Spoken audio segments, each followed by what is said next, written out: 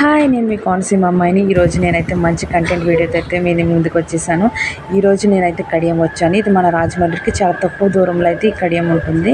ఇక్కడ ఏమేమి ఉన్నాయి ఏంటన్నది అయితే నేను ఈ వీడియోలో మీకు చూపించబోతున్నాను. ప్రతి ఒక్కరు నా ఛానల్ని అయితే ఈరోజు ఫస్ట్ టైం చూస్తున్న వాళ్ళైతే నా ఛానల్ ఖచ్చితంగా సబ్స్క్రైబ్ చేసుకోండి. అలాగే నేను కడియంలో ఏమేమి ప్లాంట్స్ ఉన్నాయి ఏంటన్నది అయితే ఈ వీడియోలో నేను చూపించబోతున్నాను. అలాగే మీకు నచ్చిన ఎవరైతే ఎక్కువ మొక్కలను ఇష్టపడతారో వాళ్ళు ఖచ్చితంగా కడియం వచ్చి విజిట్ చేయండి. ఇక్కడ చాలా తక్కువ కాస్ట్కి మనకి ప్లాంట్స్ అయితే వస్తున్నాయి. కాబట్టి నేను ఏంటంటే ఏం ప్లాంట్స్ ఉన్నాయన్నాయి కూడా మీకు చూపిస్తాను.